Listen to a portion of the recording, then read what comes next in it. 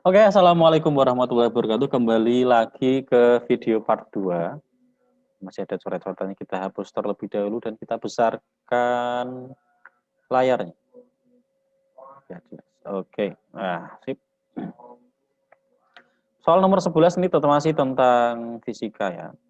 Tentang fisika, nah, tentang pengungkit. Materi kelas 8, pesawat sederhana. Nah, yang Ahmad kemarin singkatannya apa ya? W kali LB sama dengan F kali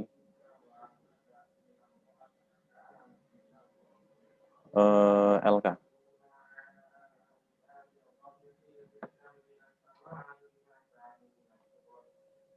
Nah, kemarin singkatannya apa? Wanita lebay, pria, apa ya? Nanti kalian buat singkatan sendiri. Nah, rumusnya seperti ini, dan ini dihitung dari tumpu ya. Jadi dari tumpunya ini tumpu, Pak Uzair beri simbol T. Tumpu ke beban ini namanya LB. Kemudian tumpu ke tangan orangnya ini adalah LK. Karena pengungkit ada 3, jadi tidak harus seperti ini pengungkitnya, tapi bisa bervariasi. Oke, sehingga ini 600 kali 25, kita jadikan meter semua ya. 25 ini kan sama dengan 1/4 meter. 25 cm itu sama dengan 1/4 meter. Kita pakai angka 1/4 saja biar mudah. Jadi 600, kalau saya tulis di sini, 600 kali LB-nya berapa? 1/4 sama dengan F-nya berapa? F-nya yang ditanya dikali 1. Jadi 600 bagi 4 ketemu 150. Mudah kan? Ya, mudah insya Allah. Bismillah. Pak Besar lupa tadi menyampaikan ke kalian setiap mengerjakan soal bismillah. Lanjut ke nomor 2. Oke. Ini kelas 8 juga tentang tekanan, yaitu tekanan zat cair, yaitu P sama dengan F per A. Karena ini ada 2, jadi P pada sini, P pada yang A, P1 sama dengan P yang di B, P2. Maka formulanya menjadi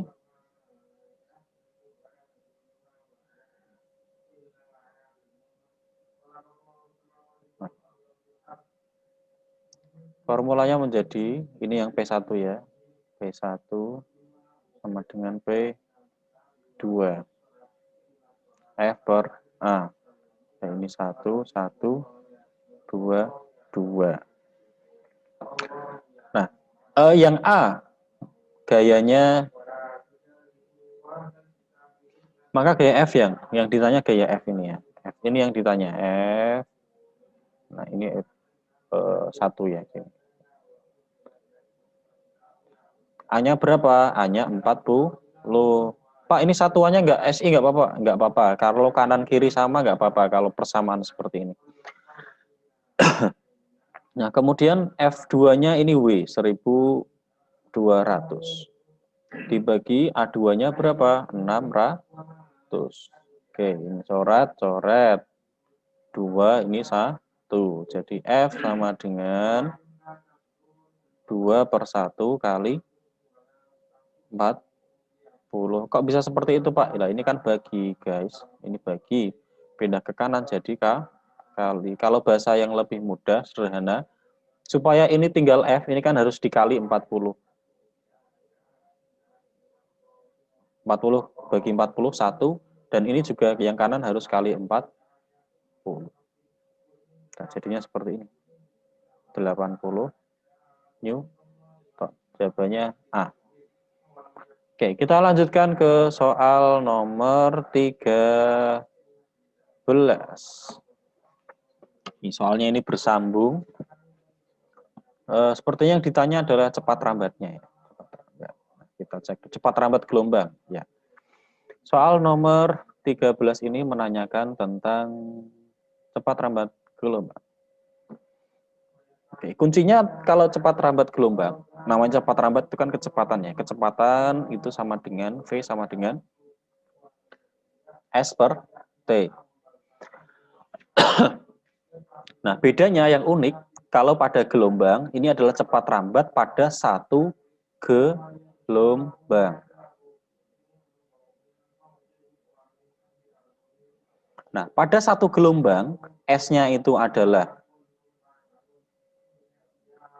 lambda, kemudian T-nya adalah periode.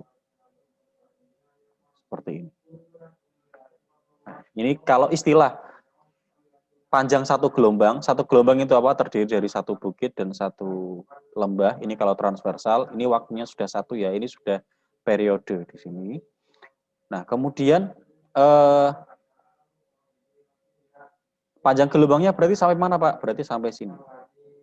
Pak Busir kasih garis biru saja sampai sini. Nah, kemudian berarti ini kan ada 1, 2, kemudian 3, jaraknya 90. Kalau cuma 2 bagian saja, berarti 90 ini dibagi 3, berarti ini 30, ini 30, ini juga 30. Maka kalau cuma 2 bagian, 1 bukit dan 1 lembah, jadinya 60.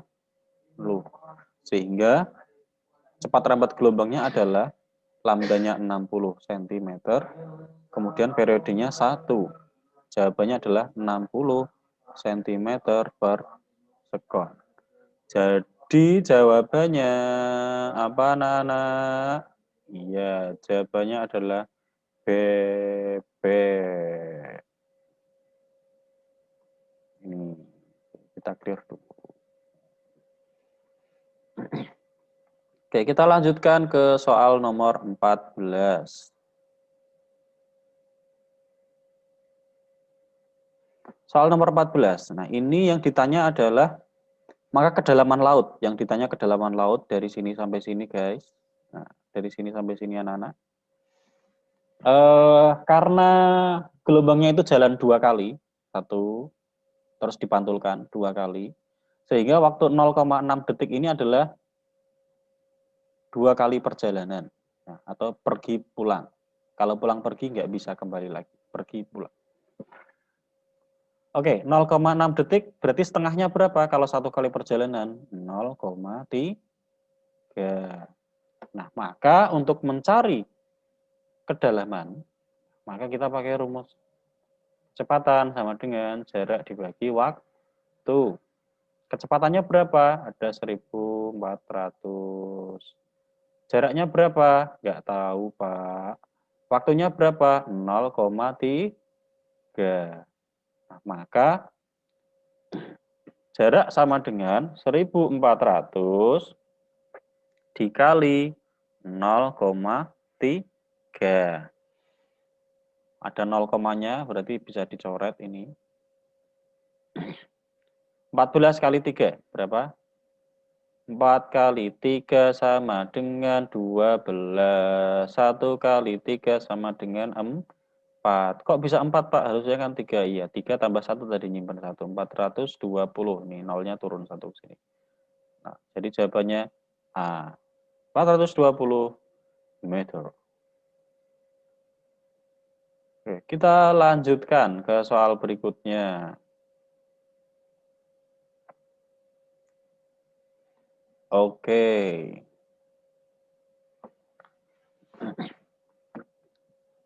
Nah, kita masuk ke bagian optik dan alat optik. Cahaya dan alat optik. Ada beberapa istilah ini yang dipakai cermin cekung ya, cermin cekung. Yang ditanyakan apa? Maka jarak bayangan dan sifat bayangan. Jarak bayangan dan sifat bayangan. Ini cermin 0. 0 dari F ini adalah ruang 1. F sampai P ini adalah ruang 2. P ke belakang ini adalah ruang 3. Itu. Sepertinya Pak Besar belum bisa masuk ke rumus cepatnya ya. Ini rumus umum dulu. Seperti yang Pak Besar sampaikan, rumusnya adalah sosis fiesta. Sosis fiesta. Kasih per, jadi deh rumusnya. Oke, dari 0 sampai benda, ini namanya SO atau jarak objek. Jadi 1/12. Yang ditanyakan jarak bayangan ya. Terus SI-nya nggak tahu. Fokusnya berapa? Fokusnya ini 9 cm. 9. 1/9. Nah, Pak, terus kalau P-nya berapa, Pak? P ini adalah titik pusat cermin atau jari-jari, pusat kelengkungan cermin. Jadi 2 kali dari fokus. Kalau ini 9, maka P-nya adalah 18 cm. Oke, seperti itu.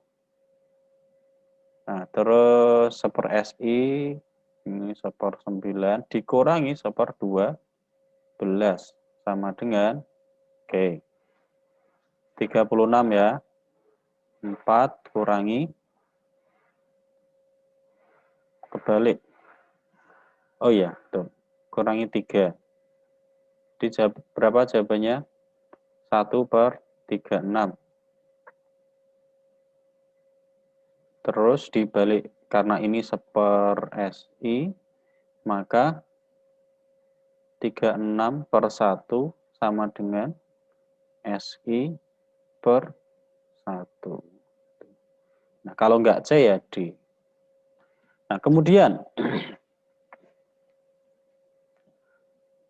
kalau di ruang 3 ini, kalau di ruang 2 dan 3, ini bayangannya sifatnya nyata terbalik.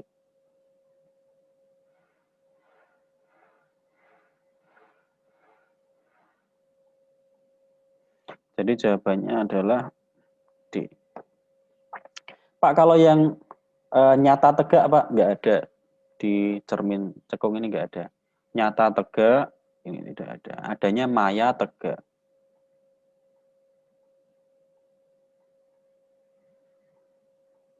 Maya tegak itu di mana? Di ruang 4, ada di dalam cermin. Kalau kalian berkaca pada cermin kalian di rumah, yang bayangan kalian di dalam cermin itu adalah sifatnya maya. Kalau pengen ketemu Mbak Maya, kalian bercermin. Oke. Kemudian nomor 16. Nomor 16 ini tentang rabun ya. Rabun ada 4. Rabun jauh, rabun dekat, mata tua, dan astigmatisme. Yang korneanya nggak rata. Lensanya nggak rata sehingga nggak bisa membedakan garis mendatar dan garis-garis. Oke, Indah tidak dapat membaca dengan jelas tulisan di papan tulis. Ia kemudian maju. Berarti dia tidak bisa melihat dari kejauhan. Tidak bisa melihat jauh, namanya rabun jauh. Ya. Rabun jauh.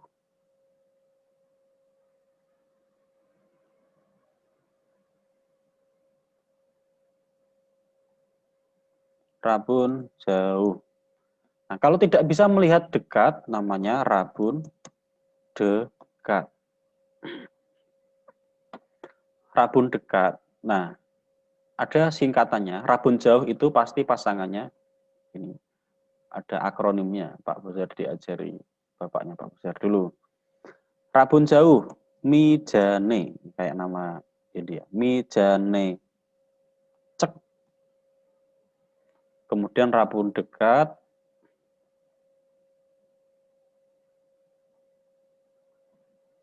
hidepocem. Maksudnya apa, Pak? Nah, ini ada potongan-potongannya. Miopi. Nah, ini miopi ya. Jauh, rabun jauh. Negatif. Cekung. Miopi jauh, negatif, cekung. Hidepocem. Hipermetropi, dekat, positif, cembung. Seperti itu. Rumusnya masih satu, yaitu sosis fiesta ya. Seper F sama dengan seper SI tambah seper kebalik.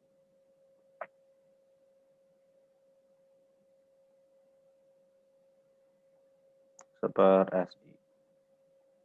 Nah, seperti ini. Karena ini kekuatan lensa dalam dioptri itu satuan internasional, maka kalau satuan internasional itu dipakai untuk meter ya. 1 meter itu sama dengan berapa senti?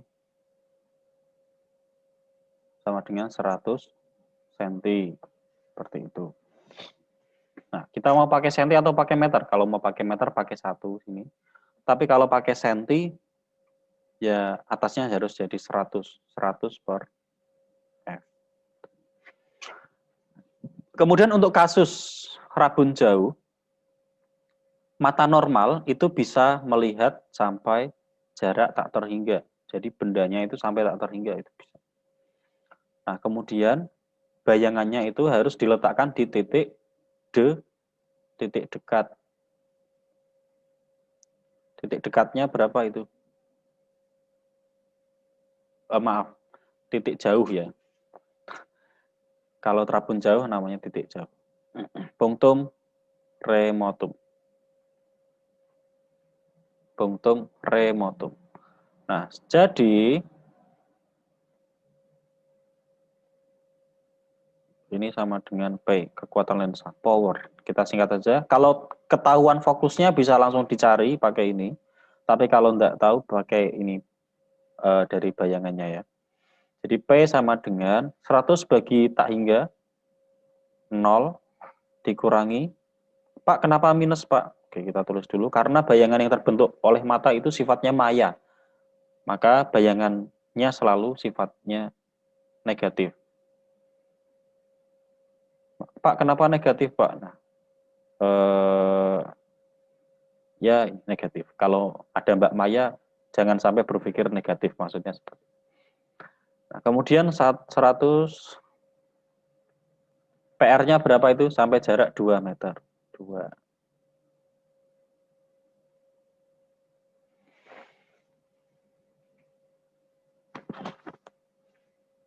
Pak, kan ini meter, Pak. Iya, jadi ini 200 cm. Nah, seperti ini. Nah, oke. Jadi minus setengah dioptri. Jawabannya adalah A salah ya, minus 2. B juga salah.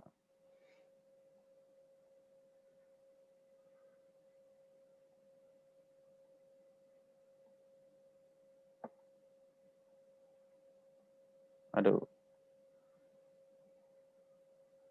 Oke, jawabannya adalah C. C. Miopi. Kalau hipermetropi rabun dekat.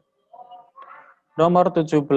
Pernyataan yang tepat untuk peristiwa tersebut adalah, nah, ini kaca dengan sutra terus diinteraksikan dengan elektroskop. Yang betul yang mana? Yang pasti kaca bermuatan positif. Kita cari yang kaca bermuatan positif. Kalau plastik sama wall, plastiknya negatif. Kaca bermuatan positif, ini betul, ini juga betul. Kemudian kita lihat alasannya. Elektron berpindah dari sutra ke kaca. Kalau sutra ke kaca berarti elektronnya banyak di kaca. Berarti yang ini A salah. Ya kan, kalau dari kacanya positif, otomatis elektronnya pindah dari kaca ke sutra. Jawabannya C. Lanjut. Nomor 18. Nomor 18 ini, oke. Yang menempel pada logam ini kutub utara. Utara berarti menarik kutub selatan. Arahnya ke samping sana ya. Ke sana. Maka yang A ini jadi kutub selatan. Yang B kutub utara. Nah, kemudian untuk ini elektromagnet Elektromagnet ini kita peragakan pakai pulpen. Nah, arah mubengnya harus dilihat. Ini mubengnya dari belakang, kemudian masuk ke depan ya. Jadi dari belakang ini, gimana? Dari belakang, ya ini, maaf, Pak Bosir, samakan dengan layar kalian, ya. Jadinya terbalik.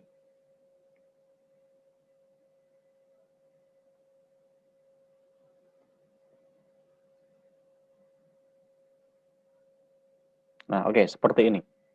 Nah, ini di belakangnya, elektron kutub positifnya mengalir di belakang batang, terus lewat depan.